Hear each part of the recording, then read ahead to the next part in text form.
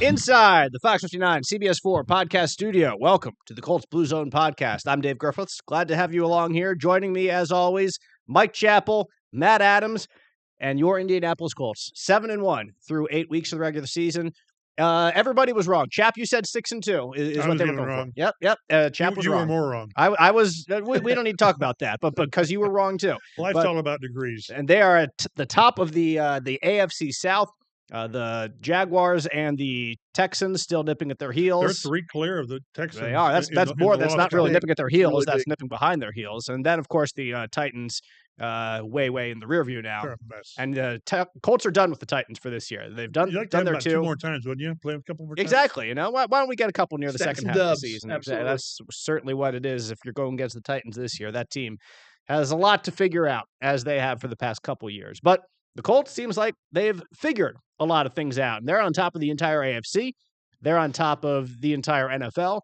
Everyone looking up at the Indianapolis Colts. Best record in the league, most wins in the league. And they've won 4 games in a row now. And the Steelers are on the horizon this week, which has honestly, Pittsburgh, been a bit of a black and gold pit of despair for them in their franchise history, dating all the way back, which we'll get into in a little bit. They won once in 57 years. Once in 57 years and twice in franchise history. That's it. That is it. 2 wins. And you have to go back to Baltimore. 17 losses. To get one of them. That right. Exactly. So in Indianapolis history, only won one. Have to go back to Baltimore for the second one. So we'll get into the Steelers a little bit.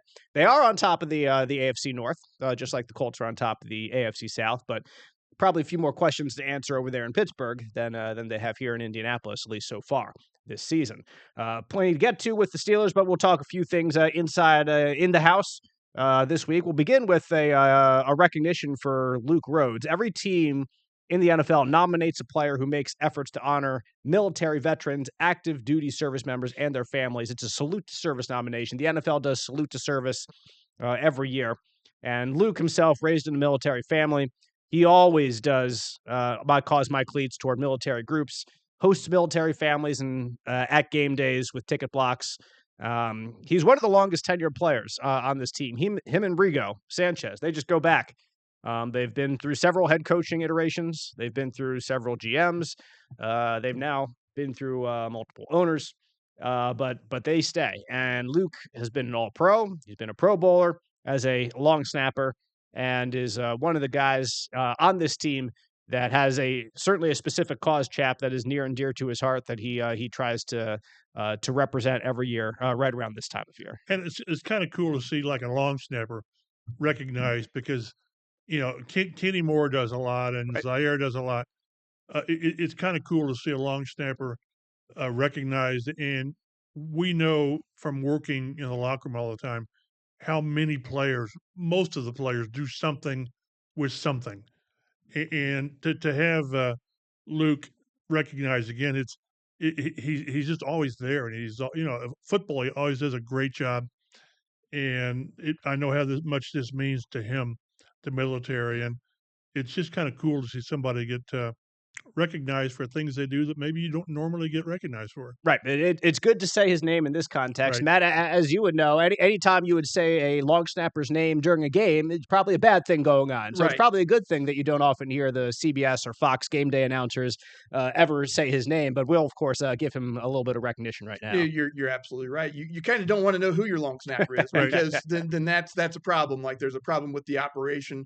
You know, we were talking about, you know, a couple weeks ago with the backup kicker and all that stuff, and like who's the reserve long snapper, and it got really weird. That was really interesting. The holder. Like if you were not aware what it would be when the injury to Schrader happened, how they were practicing it was Luke Rhodes would have been the holder, Correct, and because the holder would have been Rigo would have been the kicker, and Drew Ogletree would have been the long snapper in that scenario, right. Which is really stinking weird, right? Really weird. But anyway, I can remember when I'm trying to think what Luke Rhodes' first year was. It was a 17. I think 2016. I think when I was looking back, yeah. But because I remember talking to Vinatieri at the time, their kicker, and they were making changes, right? And they got rid of Matt Overton, I believe. Yeah, he was. Because Matt Overton took the place of Justin Snow, who is like second all time in franchise history in games played as a long snapper.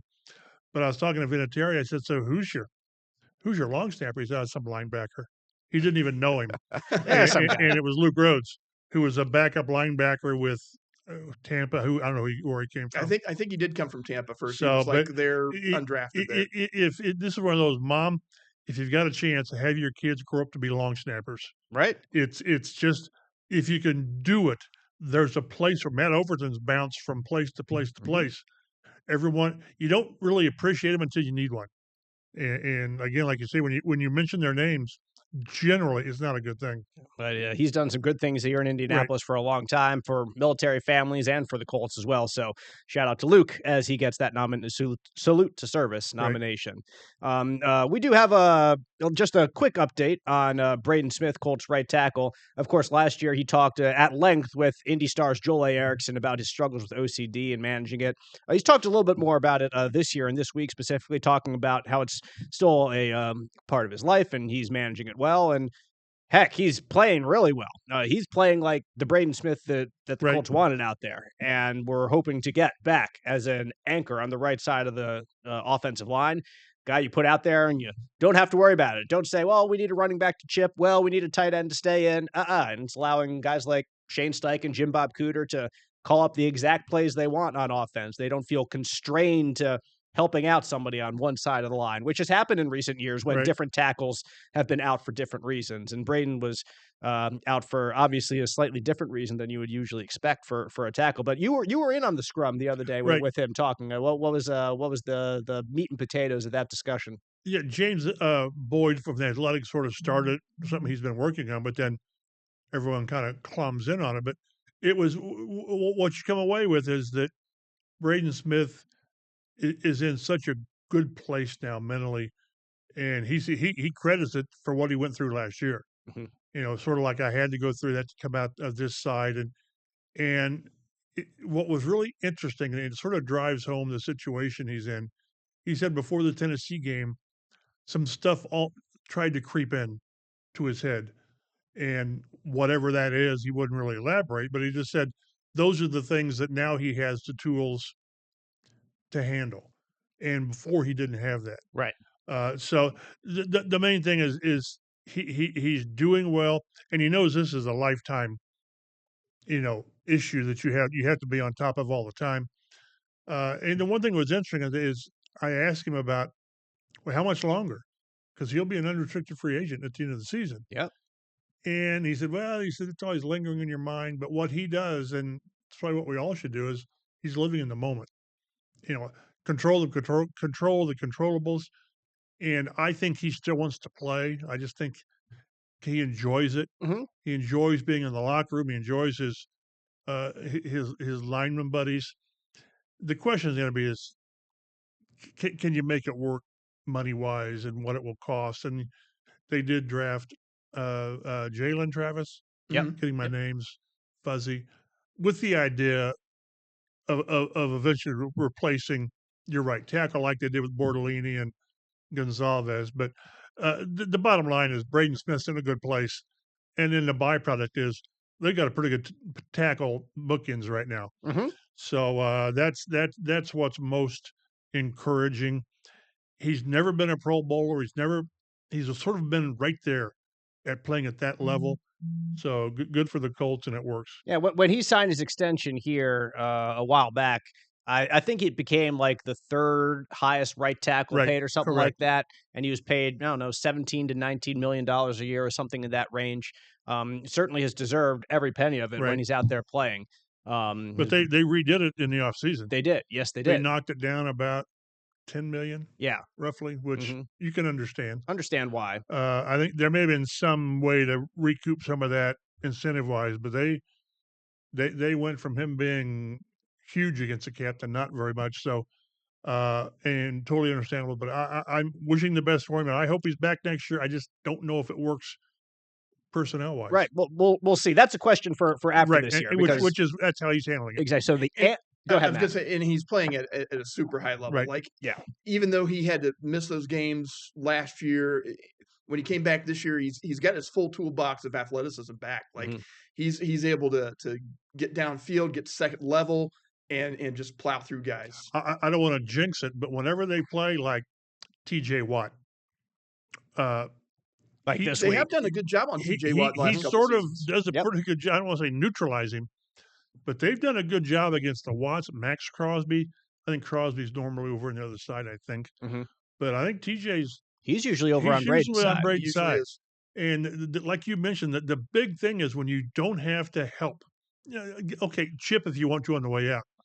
But Shane Steichen's a lot like Tom Moore, and he wants to threaten the defense with 5 guys and know that the quarterback's going to find – somebody's going to be open. You just have to find him. So having those 2 guys on the edge is huge, and good for Braden that he's back in a lot of ways. Yep, couldn't agree more. So we'll move on from Braden Smith. The Colts have added Tano Passanio, a 6'7". I can't even spell exactly. it. This is one that a lot of consonants there altogether. Chap is you always say that as long as you can spell it, but you might have to look this one up once or twice as you're spelled K-P-A-S-S-A-G-O-N. And his last name there. And you pronounce it again how? Tano Passanio. Okay. I think. Yep. And the team signed him as a 6'7", 285-pound defensive end. He's on the practice squad, by the way. Provides a little bit of depth with the statuses of Samson Ebukam and Tyquan Lewis a bit in flex. Though we have received a text from our intrepid videographer, Brett Bensley, out of practice today. Says that Tyquan Lewis is back practicing. I think he plays on this Thursday. I think there's a good chance that Tyquan's back in the lineup. Also, Kenny Moore II and Nick Cross are practicing, unlike on Wednesday of this week when they were not. We need to get used to Kenny not practicing. I think it's kind of a management thing for him right now. Yep. Josh Downs back also. Anthony Gould not practicing. So if Gould doesn't end up practicing this week, then you have to change things up in your kick return, punt return unit. Maybe Ashton Doolin and a running back there, maybe Amir Abdullah, because he's the one who filled in a couple weeks ago and had that really nice kick return. So that's kind of what it would be with Gould not in the lineup if that's the case. But anyway, about Passanio, he's been in the league since 2017. If you're watching us on the Fox 59 Now app, thank you, or on YouTube as well, you can see him playing for the Chiefs, Saints, and Bears. Has 17.5 career sacks. So he joins the Colts practice squad, just providing a little bit of depth as they try to work their way back toward full strength there. It's interesting. He was a second-round pick in 2017. He played at Villanova, won a Super Bowl with the Chiefs in his first year. I think that was the one where they beat the 49ers. So I'm not sure how significant of a role it's going to be, but this is a massive dude. Yeah. Like size-wise, he is DeForest Buckner size. Yeah. As a defensive end. Buckner has kind of like when he's like he's affected me in the fact that like I see big guys and I'm not as blown away by it anymore because I see DeForest all the time. Like the thing that's different if you've never been like really around an NFL locker room or an NBA locker room, like you see big people out in public sometimes. Guys who are big guys in the NFL and in the NBA, they don't move like big guys in real life. Like in real life, you see a big person out at the grocery store, out at a ball game, out at Disney World. I don't know, like walking from place to place. Like they have a hitch in their giddy up sometimes. And like athletes, like the biggest guys, a 6'7", 280, 290-pound DeForest Buckner, he moves like a smaller human being. He just seems steady and fluid. And like just completely in control of his, because he is. You have to be. Braden as an Smith's elite opposite. athlete. Braden Smith. He has a bit of a. There's a lumber to it. Yes. Like a big polar bear. Yes. But no, you're right. And like you were talking, when you're in the locker room a lot, you lose perspective on how big these guys are. Because you're around them all the time. You see them all the time, right? Until you go up against Michael Badgley, and he's just this little. He's me. Squirt guy. Yeah.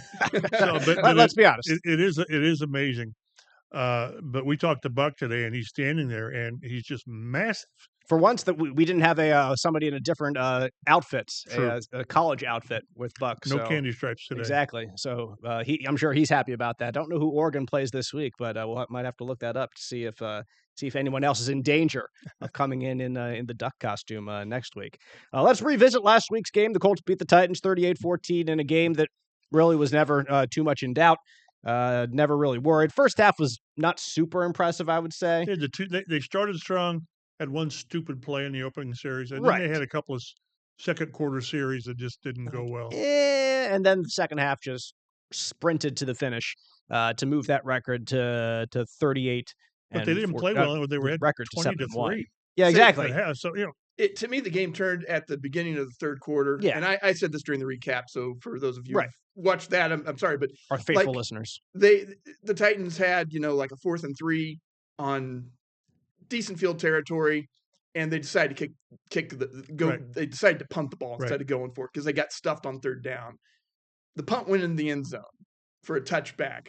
The very next play was Taylor's 80-yard run. Yep. That point, it was 17-7, and then it was 24-7. Good night. Yep. Right. Then you say, okay, well, let's get prepared for post game here. Right. Let's exactly. Pack it all up. But star of the day, Jonathan Taylor, for the 4th time this year. JT scores 3 touchdowns in a game. This time it was 2 rushing and 1 receiving touchdown because that one reception counts as Daniel Jones caught it as he was in motion and flipped it 6 inches to him in front. So he hands that off to him. It's 3 rushing. Yeah. So the air yards were 3 inches. Exactly. Pretty much. So congrats to Daniel Jones for getting a nice touchdown pass there to Jonathan Taylor going like this. Congratulations. JT has 86 points on the season with 14 touchdowns. He leads the NFL in touchdowns. JT is the only player in the top 15 scoring in the NFL currently that is not a kicker. So he's scoring at an He's 12 alarming points rate. ahead of the kicker, who's Aubrey. It's crazy. Yeah. Right? I looked at that today. And JT is the AFC's offensive player of the month for the month of October, which should come as no surprise to anyone who has watched him play over this past month. First time he's been player of the month since you looked this up, 2021. October, November of 2021, which was a year to remember. Probably statistically his best season. Well, statistically the best season by a running back in Colts history. That's true. Yeah, you got to have great leadership at the quarterback position to bring a player to that part, just like Daniel Jones right now. And then I would say that how odd is it to have a 27-7 quarterback and an 18-yard rusher and you don't make the playoffs? Exactly. That's what Jim Irsay thought too at the end of that year. So anyway, I'm gonna dust off my tape recorder and listen to that tape. Back to the issue at hand. Michael Pittman Jr. You want to listen with me? Caught his 6th touchdown pass, tying his career high for a single season in his career. He's been very effective in the red zone. We talked about this with him today, actually, in the locker room this Thursday. He didn't really know why, though. I mean, as he has not been a red zone receiver in the past, or used as a red zone receiver, I should say. And it's been puzzling to him. And I remember, kind of talking to Reggie Wayne about this before last season. I think just talking about how Pittman can take steps forward in his career, be known more as an upper tier, elite level wide receiver in the NFL. And one of the things was catching more touchdowns and being in the end zone more often. He's certainly doing that this year.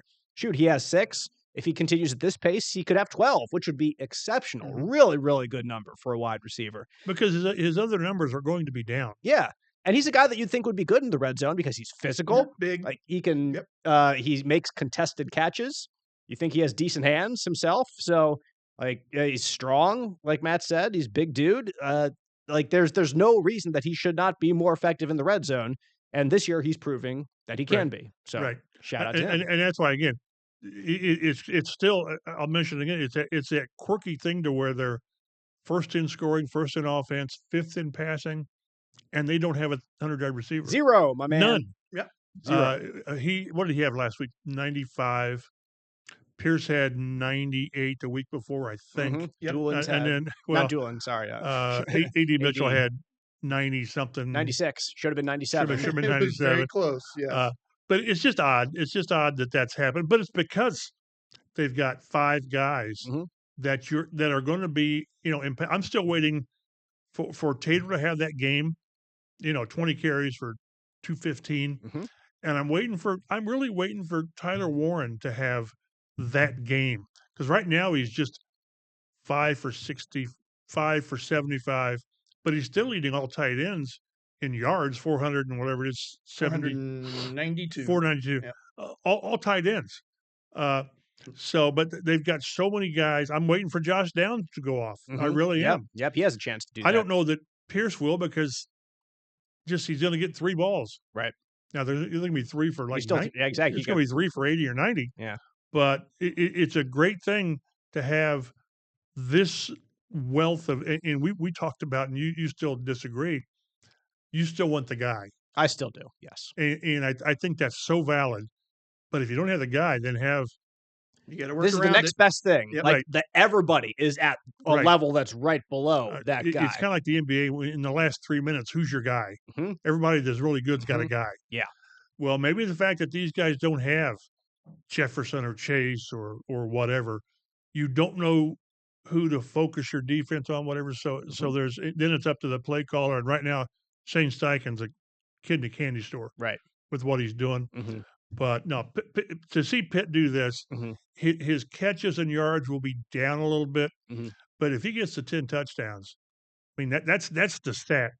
That's one reason Marvin Harrison his numbers were so great. Is he had like 120 touchdowns. Yeah. They keep scoring this in this sport. So good to see Pitt doing what he's doing. Colts have scored 30-plus points in 6 of their 8 games, and they scored 29 in their other wins. Right. So 6 wins with 30-plus, 1 win with 29 points. Not too shabby of an offensive performance. No turnovers, though they did give up a season-high 3 sacks. One of them was Daniel Jones running outside. Yeah, it was barely a sack. Throw it away. Chap says throw it away. Forget the sack. Come on. Because then it should be 8 sacks. Right. And I thought he took the one that how do you not see the corner coming? Yeah. He was kind of looking right at him. So, but it's still, was it 9 sacks on the season? I believe so. Yeah, it's 9. And 4 turnovers. Let's not jinx it. Yep, 3 interceptions and then the AD Mitchell fumble. The whole thing is, no or limit your negative plays so it's not 2nd and 20. And or they 18. usually do that. They ran a gadget play with Doolin that lost 8 yards that was kind of a disaster that's like the most disastrous thing that's happened to them for the season so far. Mm-hmm. Like on offense, I guess they did have some stuff against the Rams, obviously. But. Right. Well, yeah, exactly. There were some disasters that 1 right yard there. that we try to forget about. Next gen stats: Jonathan Taylor hit 21.21 miles per hour on his 80-yard touchdown run, being the 5th fastest ball carrier in Week 8. He's had a bunch of. More than 20 mile per hour runs this year. 22 I looked at that today for some reason, and he's still number 1 on the season, and I don't remember what play it was. I think it was the pass, the 40-yard. It might the 43-yarder. I think that might have been that it. I think but that is like 22. Right. 22 point. Right. Something. But the fact that he got this was the 80-yard run. Yeah. How you can have that kind of speed while you're doing the sideline, and while you're looking back at the sideline to make sure, that was amazing. I still 2 things that I marveled at in this game. One was Pittman's catch. I've watched that a million times, and the one where he pinned the ball on his basically the bicep one. Still not quite sure how the physics of that how that worked out, and then how Taylor was able to stay in bounds. His momentum was taking him out of bounds. Absolutely. Just great, incredible footwork and dexterity. And there's there's a corner or safety coming right over to push him out. So he has a guy right on. You thought they had the angle. Yeah, I thought he really didn't. No, you look back at the replay and he did have the angle completely. I was like, oh, he's out of bounds completely, but he kept going. I didn't see any official, going downfield like this. I was like, they're calling him in bounds. He stayed in. That's why it was funny. I think it was right in front of the Colts bench, and Steichen said one of the coaches called down. Did he stay in? They might have to. He said, "I'm looking right down out there." He stayed in. He said there was no question about it. Mm-hmm. It was an amazing play. It's a special blend of speed and power that Taylor has, and you needed both of them on that play in order to resist the safety or corner coming back to try to push you out of bounds, and then to have the speed to get the edge in the first place. And this is a conversation we'll have as the season goes on, but the MVP thing. Yeah. Can a running back, they can do it. The last running back was Adrian Peterson in 2012. And then it was LaDainian Tomlinson in 2006. And then Sean Alexander, I think. It might have been back-to-back seasons. Mm-hmm. But the last 12 have been quarterbacks. I'm always torn. I lean towards a quarterback. Mhm. They get the ball in their hands every play. And if you took one of these players out of the lineup, Taylor or Jones, who would be most damaging? The quarterback, right? I would think so. I mean, I'm not saying they can But, just plug in like, DJ Giddens and go. if they plugged in an average player, a replacement player, as MLB is like wins above replacement, WAR, like who would be the more valuable player? And I think you can make a good case for Jonathan Taylor, honestly. But if you lose Jones, you're going to Riley Leonard. Well, yeah, for this team, yes, you are. That's yes. what I'm saying. That's what I'm saying. Yes. So Yes. I default on running backs to the offensive player of the year, Mhm. and it almost seems like it's a not a commendation, but just some consolation prize. But he's playing. I tell you, he is the best player in the league right now. Right, best offensive player in the league, hands so, down. yeah. Does that in baseball? Can you be an MVP on a team that didn't make the playoffs? The Cubs had that Andre Dawson. Yep. MVP, and they were like last. Yep. Oh, MVP of what? What does that mean? Yeah. If he didn't play, they were last. So I think but it's going to keep going. And I think what really is interesting is how all of a sudden, and I mean all of a sudden, nationally, people recognize that Jonathan Taylor's pretty good. Mhm. I remember all these preseason top 10 running backs and all this. He has a hard time being in the top 5, considered the I top know. 5 among I know. running backs. And he's the all-time active leader in yards per game at 90.7 or whatever it is. And it's like 5th all time. And the other guys are like, Hall of Famers. Mhm. So I think it's going to be really, if he keeps up this barring injury, God, I want to see him stay healthy and see what he can do. It's the 18-11 year where he sets the franchise record, and people say, well, yeah, he broke Edge's record in 17 games. No, he broke it in 16. Right. He broke it after 16 games. I want to see again, this team is better than that team all around with the quarterback play. I agree. Completely better. Yes. So I want to see what he could. He rushes for 153. He carried 12 times. 12 carries and a couple of receptions. He only had like 14 touches in the game. And that's ridiculous. So MVP, it's going to be hard to keep him out of that. But somebody ran, I don't know who, ESPN or somebody, and he was like 8th on the list. Drake May and all these guys, Bo Nix, whatever, but Drake May and all these guys. I'm thinking, really? No, if you're going to have that list, he's got to be top 3 for crying out loud. Interesting to follow this going forward. Yeah, and we certainly will. We certainly will over the rest of the season, because when we reach halftime of this week's game, it will be the halfway point of the NFL season. So we are very much getting there. You are watching the Colts Blue Zone Podcast on Fox 59 now, and we turn our attention to week number 9. The Colts will play in Pittsburgh against the Steelers. The Colts have won 2 games in a row against the Steelers, but both of them were at home. Mm-hmm. Those were in 2023 and 2024, the past 2 seasons. And the Steelers had a different quarterback during those years. Kenny Pickett was one of them? I believe Kenny Pickett was very much featured in the past in one of those 2 games. And the new guy is a guy named Aaron Rodgers, who's been pretty darn good for a very long time. And the Steelers are 4-3. And he's playing much better now than he did the last couple of years. He has, completely. They've lost 2 in a row, the Steelers have. Bengals, Packers. Both national games. Both on national games. So, I think they got something stuck in their craw right now. They got something to play for at home. They don't want to lose back-to-back games at home because they lost to the Packers at home.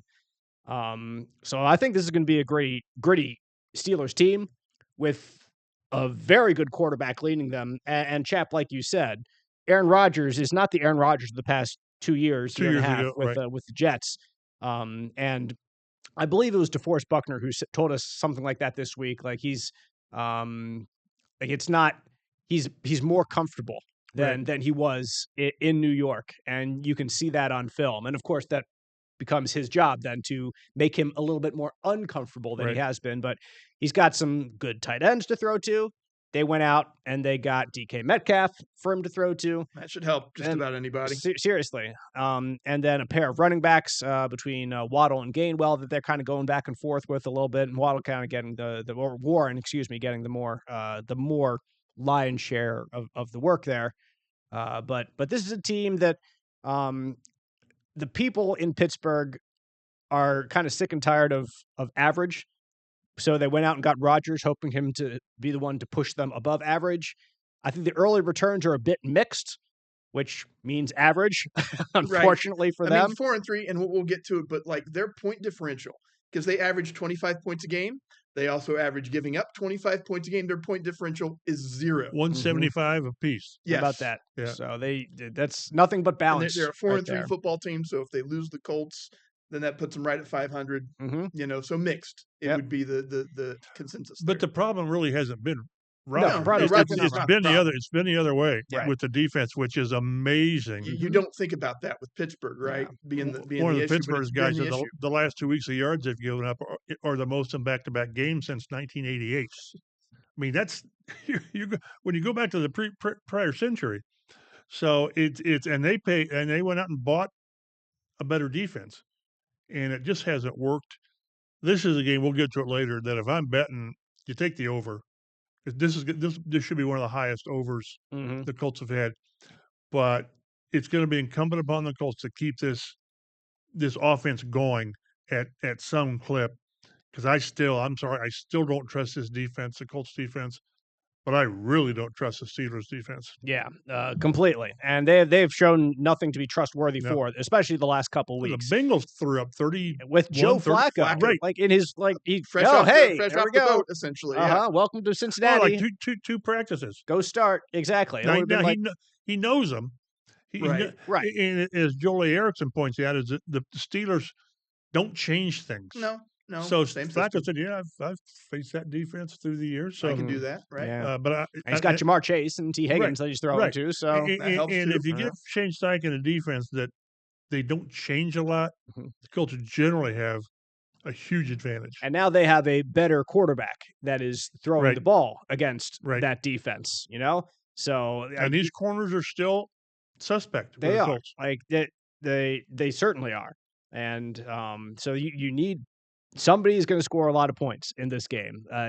That's what the stats say. Right. That the winner is going to have a good number. And I think the over-under is 50.5 now, 50.5. That's a big number. It is, but like this isn't the SEC. No, you could have a 28 to 23 ball game, something in that range. And that's about it. And that's very reasonable for the way that both of these offenses are playing. I think what was the Steelers' score last week? It was like 35-25, their loss to Green Bay. So like those numbers, that is not an unreasonable number if the Steelers keep giving up 35 points a game on defense like they have been.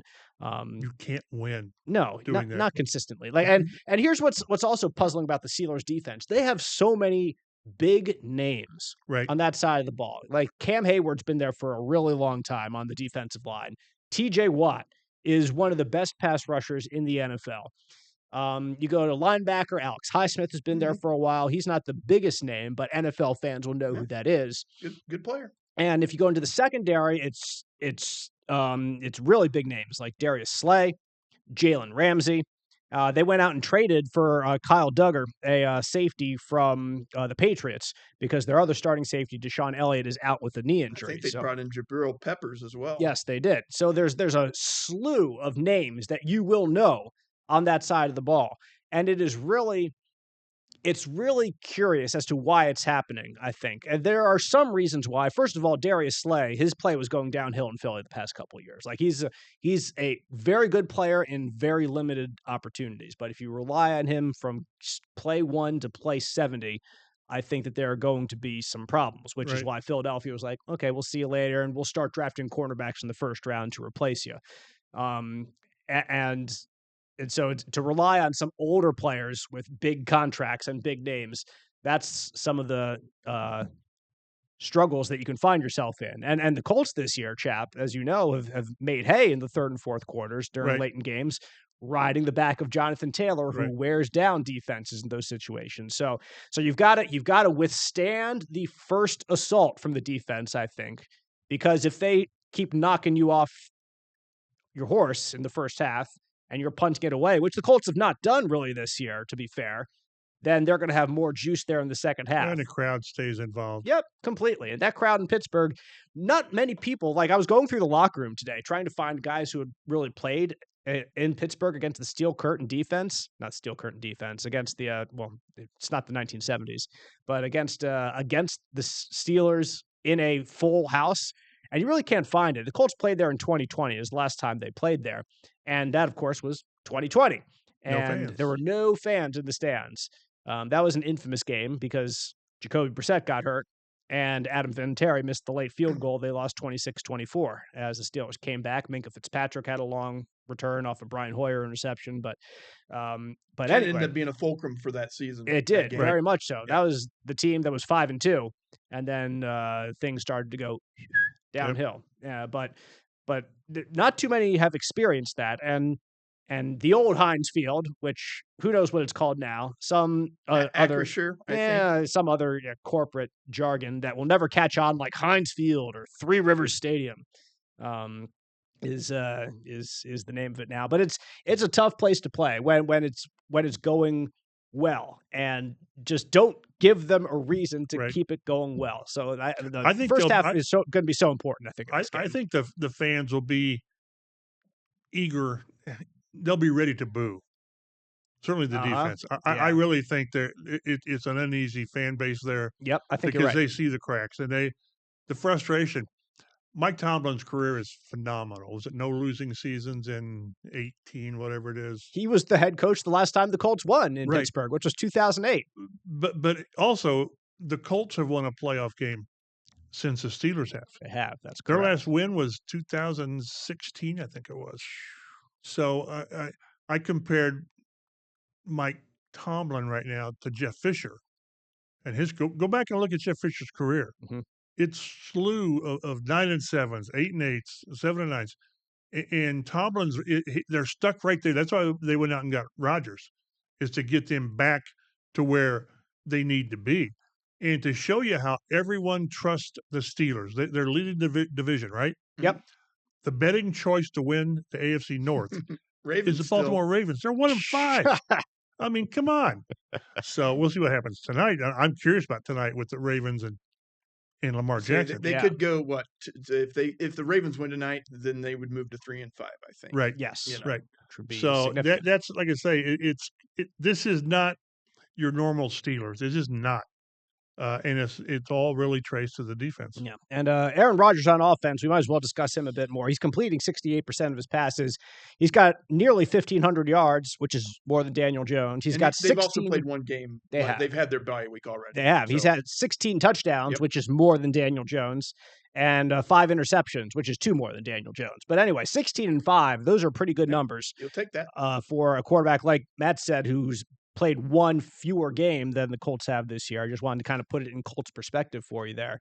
But the numbers say that he's not back to his prime Green Bay form. He's in the latter stage of his career. Still formidable though, man. Exactly, completely. Like you cannot count out, you cannot consider this a game like going up against Rodgers with the Jets. Right. It is you cannot view it that way if you're a Colts fan. This is a different type of Aaron Rodgers than we have seen from him in the past couple of years. Uniforms are awful. Yeah, we're looking at some of these old. They had throwbacks with that last week. Brutal. Green Bay and good Lord, those were awful. Yep, just brutal. The Packers have one this week that they're doing with like the old leather helmet, except it's like it's the leather helmet instead of their classic Green Bay look. If you're gonna do it, just do the leather helmet and knock some sense into you. And the Colts have throwbacks, and they'll look exactly the same. Except for the 2 horseshoes on the back of the helmet, whatever. Yeah. But, it's all marketing, and I understand that, but good Lord. Jaylen Warren, 83 carries for 373 yards, a 4.5 yards per carry average is certainly nothing to sneeze at. Kenneth Gainwell adds 50 more carries, 221 yards, 3 touchdowns. DK Metcalf, who they brought in the offseason, has 27 catches for him, 5 touchdowns, 9 catches of 20-plus yards. That hits my eyes. Yeah, big play guy. So if you can't pressure Aaron Rodgers, he's going to find a guy. And DK Metcalf has made a career of being a guy in those situations. And we have said, if the Colts defense has a weakness, it has been edge pressure.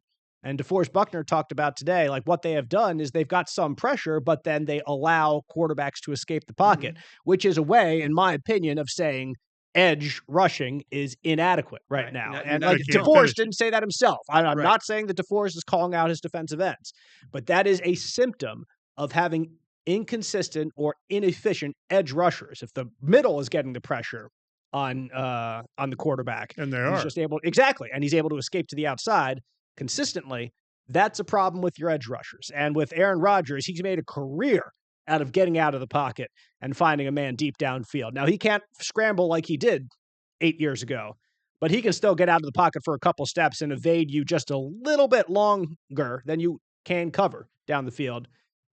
And he's done it. He's done it very often in the past, and he can still do it now. And part of the problem too, I don't know who's more to blame, the edge rushing or the cover. If they cover a half a second longer, maybe the pass rush gets there. I don't know. I tend to think I sort of blame the secondary just because they're playing guys who you normally wouldn't be playing. Again, maybe they get Jalen Jones back this week. I think they do, which will help. I'm a little surprised, and we've talked about this before, that now that Kenny Moore's back, he's not playing one of the outside spots. Right. The previous coordinators, when they had trouble at outside corner, they put Kenny out there. And then they'd put in Tony Brown or something. Whoever on the inside. That's not been the case here. And what's going to really complicate things this week is the Steelers have 4 tight ends who are pretty darn good. Mm-hmm. And this team doesn't cover well with linebackers. They just don't. They've got middle linebackers who are tackle guys, not really cover guys. So you play more DBs, and is it a safety? Is it a corner? So it'd be interesting to see how Lou Anarumo attacks this, knowing that these guys have got the tight ends who can do sort of what Tyler Warren can do, although it's more a group instead of one guy. Some of those tight ends, Pat Fryermuth, another Penn State guy, like Tyler Warren is, 16 catches for him, 200 yards, 2 touchdowns. Jonnu Smith, who Colts fans should be familiar with from his time in Tennessee, 22 catches, 134 yards, 2 touchdowns himself. What's the name of their huge tight end? Washington, Darnell Washington, or Darrell Washington, one of those two. Right. But he's like DeForest Buckner size at tight end, and maybe even bigger than that. He's what they kept saying on the broadcast. He was 6'7", 300 pounds. Yeah, he's even bigger. I kept looking on the internet. It listed him at like 270. I said, "Where does his 300 come from?" And one of the guys said, "No, he's every bit of 300 pounds." Yeah. So it's I guess that's a Darnell Washington. He's listed as 6'7", 264 pounds. Right. No. Which is not accurate at all. Wrong. If you've seen this man, you know that is not correct. Yeah. I don't know where the heck they got that number from. Maybe if they his high school senior year. Exactly. Yeah. Maybe if somebody else was in the back going like lifting the scale up a little bit from behind, but that's certainly not the case. You will see him, no doubt, if you watch this Colts game on Sunday at 1:00, broadcast if you're in Central Indiana on CBS4, where you can also watch the Colts Blue Zone pregame show at 11:30 Sunday morning. The Colts and Steelers, let's run down some of the rankings for them this year in terms of points per game. The Steelers are 11th in the NFL with 25 points per game, so certainly better than average, a little bit. And the Colts, number 1 in the NFL with their 33.8 points per game, leading to Chap's prediction that you should take the over. Of course, Chap is always betting with your money, so exactly. I've lost my money. Exactly. Keep that in mind as you are about to place your wagers on this one. So this would be like 10-7. Yes, points exactly. Yeah. Points allowed 9 per to game. 7. Yes, in a defensive slugfest. Steelers 22nd in points allowed with 25 points per game. Like Matt has said, the same number of points given up as they have scored this year. That's 22nd in the league. Colts are 6th in the league, giving up 19.3 points per game. And they've given up some yards, the Colts have this year. We can get into that a bit. But Colts are plus 116 in their point differential. Steelers is a whopping 0. Colts leading the NFL in point differential, still at 116 in the good. Total offense, the Steelers are 25th in the league. So that's a big swing from yards gained, 25th, to points scored, 11. Right. It is a credit to the offense that it is efficient and able to score more so than you would think. But the Colts, number 1 in total offense with 385 yards per game. They're gaining nearly 100 more yards per game than the Steelers are on average this year. Passing yards, the Steelers are 19th, 203 right about. Colts are 6th in the league, 251 right about. Rushing yards, Steelers 25th, averaging 94 a game. Colts are 6th at 134 a game. Total defense, Steelers way down in 30th in the league. And that would make some old Western Pennsylvanians roll over in their grave to see a number like that. at 386 yards allowed per game, which is coincidentally just about what the Colts are gaining per game.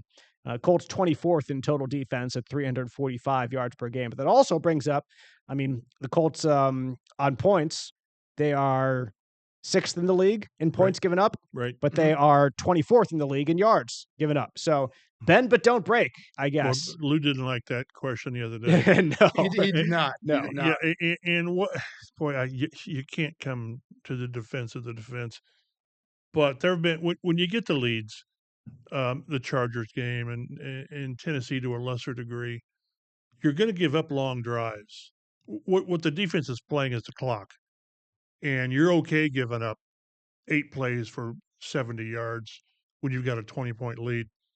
But boy, it's just how many times you give up 3rd and 12, 3rd and 15, and they're like 30th in third down defense. Yeah. And you can say I'm playing the clock, but if you've got the chance to get off the field, get off the field. Right. So I think it's amazing that they're 6th in scoring. Mm-hmm. That's really impressive. But most of the other numbers, they're not bad against the rush. What's the rush? 90, give up 94 a game, whatever it is. Rushing defense, 93 yards per game, 4.3 yards I'll per take that rush. 8th in the NFL. Yeah. I'll take that every day. Yep. But the other ones, they just it's hard to say, yeah, this defense is working because it's given up too much. But when they get healthier with Jalen Jones and Tyquan and maybe Sampson in a couple of weeks, Mooney Ward, he's got to that'll be a big difference once he's got to miss they 2 get him more back. games. Mm-hmm. If he can come back and stay healthy, because that has been an issue, unfortunately. Right. So, but it's playing. It's doing its job when it needs to. But for this team to be a contender in January, this defense has to play better. Yep, and it's always the Russian cover and rush. Right. Which one does it come back to? Which we can go back and forth with. Right. It seems to me as I'm watching that other quarterbacks have too much time. Right. But it could also just be that they're getting the ball off to the receivers, like you mentioned Jacoby earlier. Brissett threw for 320. Justin Herbert for 420. He's that good. Justin's that good. Yeah, he's good. Yeah. But not Jacoby. Laser rocket arm. Yeah. But anyway, passing defense, another reason the Chap thinks this could be a high-scoring game. Steelers 32nd, dead last in the NFL in pass defense. Colts are 29th in pass defense. Yeah. So Aaron Rodgers, Daniel Jones, booming, Right. if the stats say anything this week. Rushing defense, we mentioned the Colts are 8th in the league. Steelers are 17th in the league. They're giving up 4.3 yards per rush.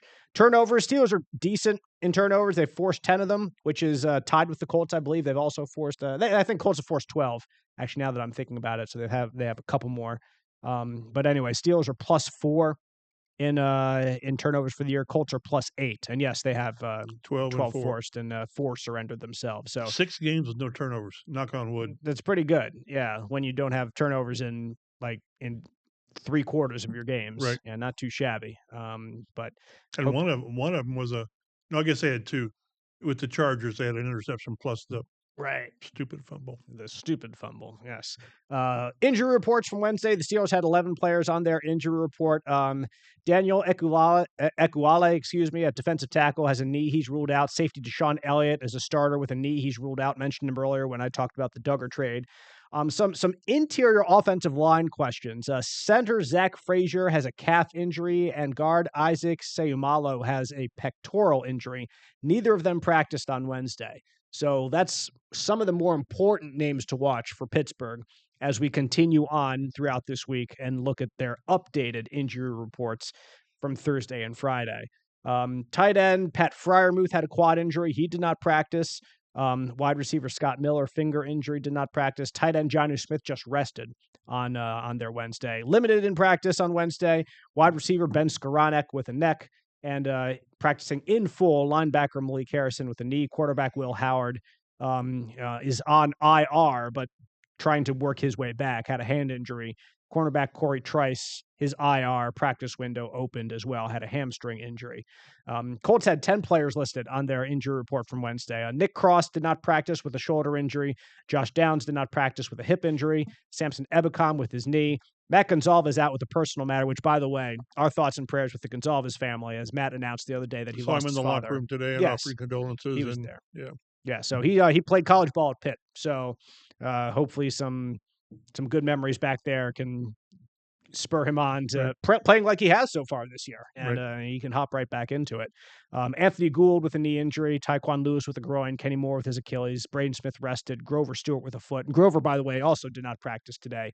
Got another text from our intrepid videographer, Brett Bensley, that Grover's not in practice. Practiced in full, Jalen Jones, which, like you mentioned, Chap, returning from his hamstring injury. Should be a good indication, Like, if he gets another full here on Thursday and another full on Friday, it's gone. You sort of held a few of these guys out, I think, last week because it was the Titans. I really believe. Yep. I think if that game was something serious, Tyquan would have played, and perhaps Jalen Jones. Yeah. That would have been pushing it, but you sort of got the luxury of holding guys out if you had the chance. They've been desperate enough at cornerback that if they needed to rush somebody back, they in a game that they would have. Like, you know what I'm saying? That'd be it. The Colts face the Steelers in Pittsburgh, 1 p.m. kickoff on CBS 4, broadcast here in Central Indiana. There, 11:30 a.m. Colts Blue Zone pregame show, also on CBS 4. The line is 50.5, as I mentioned. The over/under is 50.5. The line is Colts by 3.5. So it is. It's going to 3.5. It's 3.5 is what I just saw when I looked at. That's what I saw today too when I checked. So 3.5 in a place where you as a franchise have won 2 games in your history ever. In your life. 2-17 all time is certainly something. We will see if Vegas is right, because they most often are. 4 of those, I think, have been in playoffs. Yes, that includes all the playoff games as well that were there. Some bad memories in those playoff losses in Pittsburgh, which we don't have to get into because this year is the only thing that matters for him right now. I'll go first. Chap goes second. Matt can round us out. Like, I've been super tempted to take the Steelers, but I feel like something else tugging at me. Like, I would just be being a hater with how the Colts have been playing. You're not a hater. No, definitely not. I'm not a hater. But like, so much says the Steelers should not be overlooked in this game. And I tend not to pick against history. Like, I'm not going to pick the Colts to win in Jacksonville this year. I'm just not going to do it. Sorry. If they do that, then this is really a special year. Exactly. Go ahead and grab the Super Bowl invitation. Build the trophy. We beat Jacksonville. But for this game, like, I think this is one that you can overcome. You've beaten the Steelers the past 2 years. You've gotten something going against their defense the past couple of years. Like we mentioned, the defense is even worse this year, and it's the same defense as it's always been. And the Colts offense is better than it's been the past 2 years. I'm going to stick with the Colts. And like Chap said, I think it's going to be high scoring. We'll go with 31-27, something in that ballpark. And the Colts come home having a rare win in Pittsburgh. What do you think is going to happen, Mike? Yeah, I jotted down 30-24 Colts. And the defense can hate me, but I still don't trust the defense. I just don't, because I think Rodgers is good enough. He's having that kind of a year. But I trust the offense. I trust this offense to do what it needs to do. They've scored at the pace they have, and they've taken the foot off the pedal a couple games. Mm-hmm. And they lost 2 touchdowns against the Rams. I think Taylor can have a big day. This is a game, I think at some point they'll lean on Taylor. I think you can run on these guys. They've done it. They've done a really good job, knock on wood, of limiting T.J. Watt's game blow up ability. So I just think this is a good, after 7 or 8 games, you're sort of who you are, and their defense has not been good. To expect them to come out and just shut down this offense, I don't think they do that. 30-24, and I feel pretty good about it. Okay. Matt Adams. Well, at some point, like the Colts are going to have an inexplicable loss. I just don't know that it's going to be this week against the Steelers. That defense is a little banged up. They've been very inconsistent. If the Colts can take care of the football, which they have done very well this season, their offensive line play has been great. They've gotten good play from their tight ends and wide receivers. Taylor's been great. Jones has been great. I just think they've got too much firepower. I do think Pittsburgh's going to answer that a little bit this week. So my final score prediction is 34-31 because I think Rodgers is going to find guys and they're going to score some points there for Green Bay. For whoever it is. Look at that, San Diego Chargers, Green Bay Packers, San Diego Superchargers. No, but I think that this game has the potential to snowball against the Steelers. Like you mentioned earlier, Chap, that the Pittsburgh fans are ready to turn on this era. Like Tomlin, exactly to some degree. To turn on this era. Like they're sick of being average. They're Right. sick of the Jeff Fisher of Right. like it's impressive to never have a losing season as a head coach in the NFL. Super impressive. Right. But they haven't had a playoff win, like you mentioned, since 2016. They're tired of being average. And if this team can't get better than average after signing Aaron Rodgers, after putting so much into this team and getting some big names on defense like Darius Slay, bringing him in, and it hasn't put them over the hump, like they're ready to let this team hear about it. And what is usually a very tough crowd to play against as a visitor could be a very tough crowd to play for as the home team. Well, they sort of went all in this year. Yep. They didn't sign Rodgers to be their quarterback for the next 6 years. Nope. And we've seen how hard it is to find that guy. Mm-hmm. So this is kind of their shot to get back to relevancy. And it's the Colts' turn to try to stay on top of the AFC. They have the opportunity to do that in Pittsburgh this weekend. We do appreciate you listening to the Colts Blue Zone podcast. Download, subscribe, get us delivered to your podcast listening device as soon as we drop every week. And be sure to continue to tune in on YouTube on the Fox 59 Now app as well. For Mike and Matt, I'm Dave. Thanks a lot for listening or watching. We'll see you next time.